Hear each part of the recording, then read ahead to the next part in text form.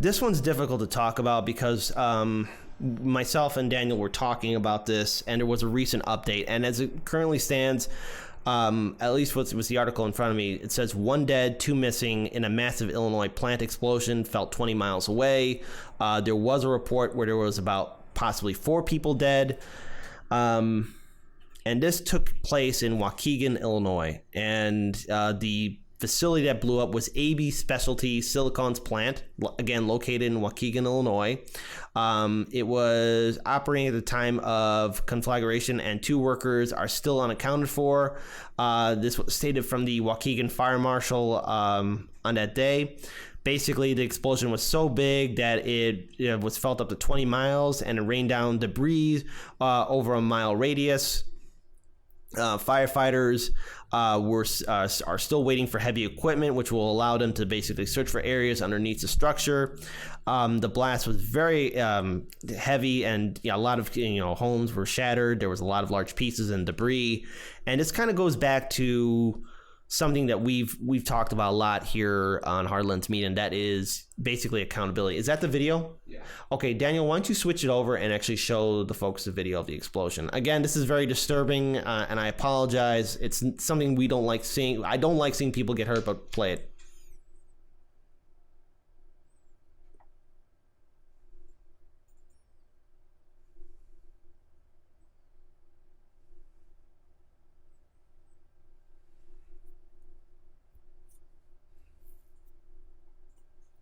Wow. You see something like that, and I just want to kind of give you guys like a little small background, because on April 25th, the town of Beach Park, 5 miles north of Waukegan, experienced a chemical leak that hospitalized 37 people. And already, at that area, containers of basically ammonia and fertilizer were leaked out as it was being transported, and that's affected 37 people. I recommend you guys check out this interview that we did on Hardlands Media, and that was with Kim Wasserman. She's with the Little Village of Environmental Justice.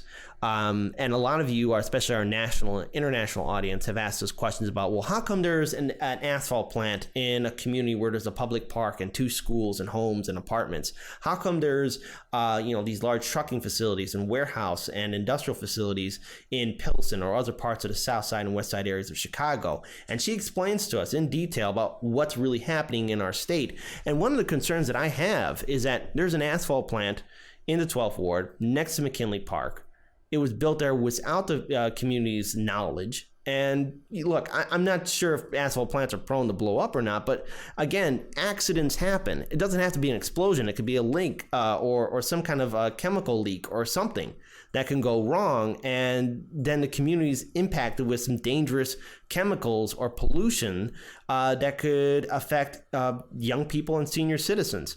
We've done a small documentary last summer about our coverage in doing the toxic tour in Indiana, where there's these large industrial facilities on Lake Michigan, and that's in Indiana, but they're dumping in unregulated or basically regulated toxic waste into our water supply.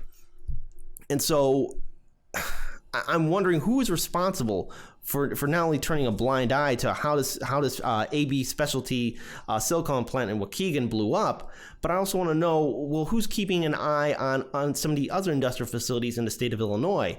Because for the most part, at least from the people we've spoken to in the past here at Hardlands Media, the Illinois Environmental Protection Agency has no teeth at all. Like, they can't really enforce regulations. And of course, with Trump and his administration, the EPA is almost blind and has no power at all.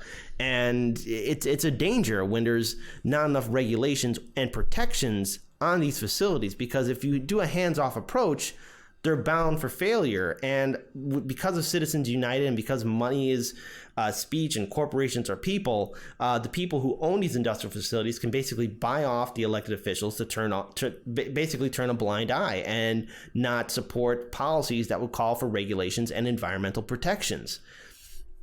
This is a concern. And again, people got hurt. And this is what happens when you don't have environmental protections and regulations. So again, just I want you guys to really check this interview out that we did, and that was with Kim Wasserman. It was done earlier this week. I think it's very important so that you guys understand the situation, not only in the city of Chicago, but in the state of Illinois, and really the danger that we are dealing with. And, you know, climate change is a real issue. And if we don't really come up with ways of having safe industrial facilities, as well as looking at green energy, our environment could be drastically impacted for many generations to come. And that's the situation we have.